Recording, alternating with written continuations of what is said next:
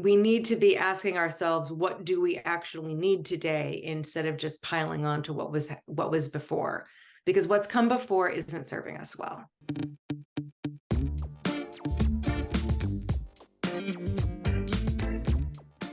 Jennifer Pahlka is founder and executive director of Code for America. She served as the U.S. Deputy Chief Technology Officer in the White House Office of Science and Technology Policy from 2013 to 14.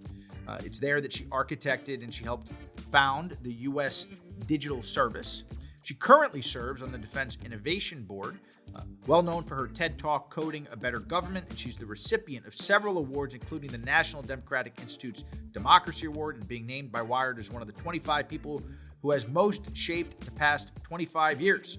She previously ran the Game Developers Conference, Game Developer Magazine, GamaSutra.com, and the Independent Games Festival. Her latest book, Recoding America, Why Government is Failing in the Digital Age and How We Can Do Better, was listed as a Best Book of the Year by NPR, and it's a bold call to re-examine how government works and also how it sometimes misses the mark.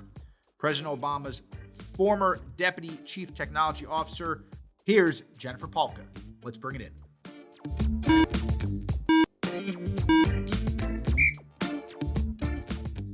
So Jennifer, I guess jumping right in, Recoding America, Why Government is Failing in the Digital Age and How We Can Do Better. Do you mind sharing a little bit about yourself and what made you write the book? Sure. First of all, thanks so much for having me, Sam. I kind of fell into government work. I was working in tech, and we were talking about this idea of Web 2.0 about 10 years ago, and someone said, "Hey, what about Gov 2.0?" And got very involved in that concept and started an organization called Code for America, which initially just sort of brought tech talent to work with city governments for a year, and went to the White House and started something called the U.S. Digital Service, which was similar. How can we get the right talent, to work on the right problems in government? So, after 10, 15 years of doing this, I really wanted to explain to the world what I saw, which is that it's, technology is really like a lens through which we can see problems of bureaucracy. And I think it's really important that we work on those problems of bureaucracy, especially right now, as we have really, really big policy agendas and national challenges in front of us. When you read the book, I think something that jumps off the page is that, government is not the best at tech. And I'd like to hear, maybe you can explain got that a out further. of it, did you? Yeah, I think that jumped off the page. So I guess, can you, for those who haven't read it yet, why is that so? I think it's so because we have this sort of essentially better safe than sorry approach at every step of the way. And, it's easy to blame bureaucrats for that, but it's probably more helpful to look in the mirror a little bit and say, why have we created a culture in which the people who work in government are so strongly incented to always take the better safe than sorry path? Now, there's a lot of opportunities to take that better safe than sorry path, because we have all of this policy cruft that bogs down how government can move. So, for instance, if you want to make a new app for helping people apply for food assistance, for example, it's not as easy as just going out and hiring some developers and designers to make that app. We make people jump through so many hoops, so many different layers of paperwork and compliance and process, that it just gets really, really hard. And it feels like I was looking at it also through the lens of even as a startup or early stage technology companies who are trying to build products to bring about impact or help solve some of these challenges. It feels like policy often sometimes blocks innovation when it comes to, I could speak to, when it comes to workforce and wage and hour rules. There's a lot of technologies that are popping up that are trying to help workers, but if they're not allowed to use their own device for it, or they're not allowed to do it off the clock for it, there's a lot of policies that feels were written maybe before the internet was even created that stands to challenge, innovation at the startup level. Yeah, and I think we have to ask ourselves, why is there so little political will to update these policies that are holding people back? I was talking with someone the other day who still has to get, print everything out and everything's fax-based. It's still really true in healthcare too. And it's not because people are stupid and don't know there's the internet and email. It's because it's in the regulations. And, I think in a lot of ways, regulations have gotten a bad name because we've let them get stale, which again, whose job is it to update those? And, I think government workers are getting more and more aware of the fact that there are burdensome and not burdensome ways to implement regulations that are going to affect, it's primarily businesses, right? And you can have a regulation that has a really positive intent, but if you implement it in such a way that it's just impossible for people to comply, it just takes thousands of hours, you're not going to get the benefit of that regulation. And, I tell a couple stories in the book about that, like in healthcare, they're rolling out a new program in Medicare, and doctors are very, very frustrated with how burdensome it is to interact with Medicare. And this new burdensome program, there are ways to make it easier. Like Congress has exempted doctors who take very few Medicare patients, but the agency is interpreting that regulation to say, make everybody go through it the first year and then decide who is eligible to be exempted. Well, that's just going to drive those doctors out of the program. But you can see when public servants take that extra step to say, no, I know that I'm just supposed to, do what the regulation says, but let's push back on that and say, we can exempt doctors based on the prior year data and let those off the hook. They don't have to go through all of this. That kind of pushback, and this is done really by the tech people, who say, no, I'm going to have a voice in how you're going to write this regulation because it really has to work for the people it's supposed to work for. In this case, those doctors. If you make order for the doctors, it's going to be easier for them to take care of the patients. That's the kind of transformation that I'm really excited about. It's not necessarily that they wrote better code. It's that they made sure they had a voice in how regulations were implemented to make it easier. Yeah, because to their point on writing better code, if the rules are seen as unchangeable or not willing to be able to fight the fight to bring about change, then you create an environment where venture capital and private equity dollars go into technology and they just continue to build bad. Tell me if I'm wrong. They're just continuing to build bad code on top of bad code because you're building for the way the system is, not where it maybe should go. I think that's exactly right. We need to be asking ourselves, what do we actually need today, instead of just piling on to what was before, because what's come before isn't serving us well. If for folks that are listening they maybe don't see themselves in the C-suite, but they're a talent leader or a people leader, and they are responsible or a part of the operational function for people within a company, what do you hope reading this book for those folks will inspire as far as action? What are the things they can do in order to try to affect change when it comes to policy and government? It's very hard to have a voice, but I think our bureaucrats are getting better at listening to the people who are affected instead of those who just have the loudest voices. But it is still incumbent on those of us who understand what's actually needed. So a lot of the book is about essentially human-centered design, and it's just a call for people to remember that there's going to be a lot of stakeholders in any process, but there's ultimately the stakeholders that matter most. Who is this program or policy meant to benefit? that's who it most has to work for. And then secondarily, you can sort of take care of the needs of the other stakeholders.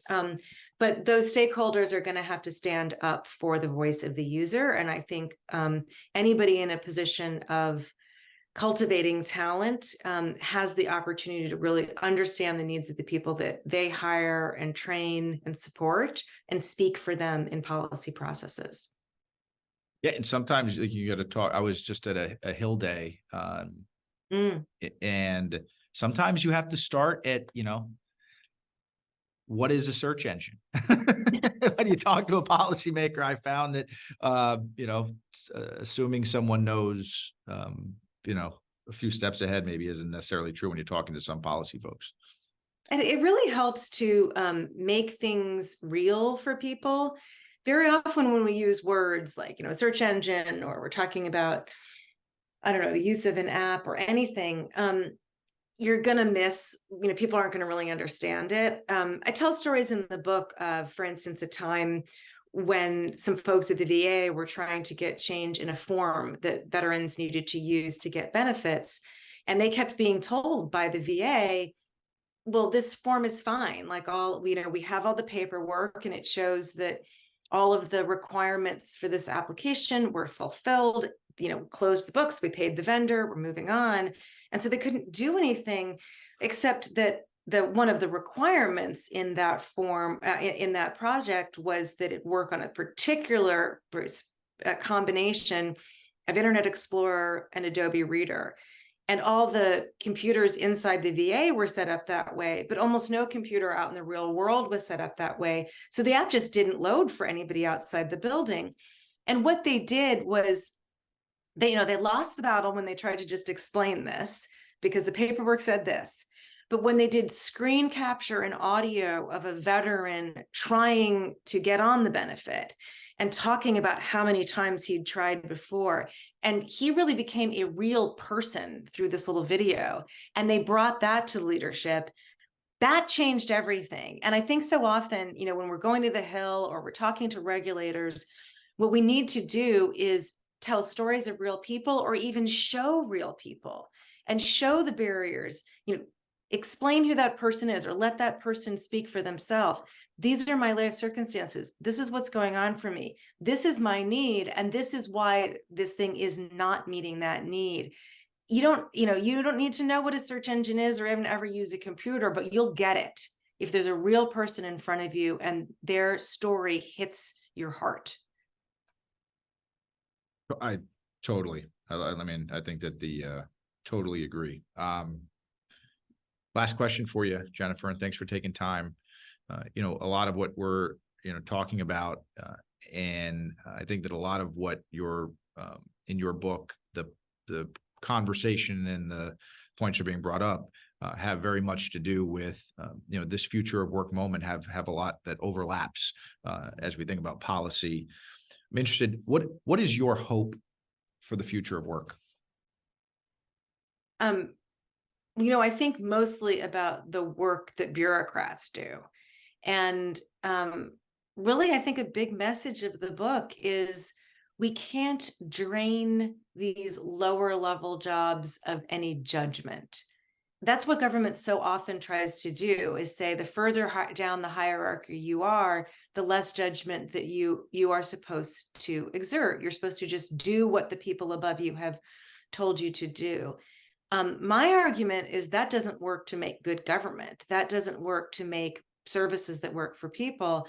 But I think it's also true that doesn't work to allow people to have fulfilling, meaningful jobs where they feel like they are bringing themselves to work and actually, making the difference that they want to make. And I do think it just comes back to dignity. That can be in a public sector context or any other context. Are people empowered to be able to see a problem and really help fix it? There's a great line in the book from General McChrystal, who said, to his soldiers, I don't want you to do what I told you to do. I want you to do what I would have done if I knew what you know. right? It's like, if I were in your shoes and I was on the ground, because that's the thing, a soldier on the ground knows something that a general back at HQ doesn't know. And when that soldier gets to act on that and make a difference instead of just following orders that frankly have become outdated, right? To your point about these regulations being outdated. If they actually if they're empowered to do so, not only do they have better jobs, but the public gets better outcomes. Great. Jennifer, thank you for taking time. I really appreciate it. It was a lot of fun. Thanks so much, Sam.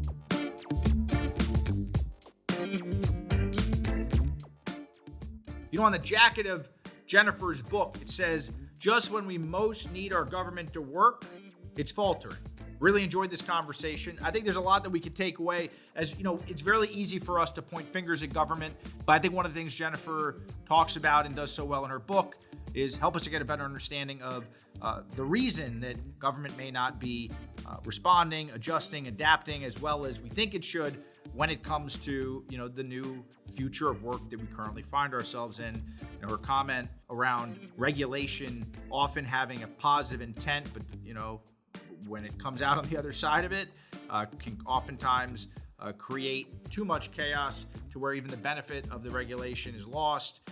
These are the real challenges that we have today, where technology is moving so fast and work is changing just as quickly or sometimes even quicker. And you know, if government doesn't keep pace, the people that ultimately get most impacted are workers on the front line and the people at work who rely on government to support or create a healthy environment and economy for everybody to participate fully. Again, this book isn't just for folks in government or folks that are in technology, since every company on the planet has a technology bend today. There's a lot you can take away from picking up Jennifer Pahlka's latest book. I encourage you to head on over to your local bookstore and pick up Recoding America, Why Government is Failing in the Digital Age and How We Can Do Better. So, and I'll end on this note. I think, you know, anybody can take this away from this conversation with Jennifer, regardless of what type of organization you're in or where you sit in the organization.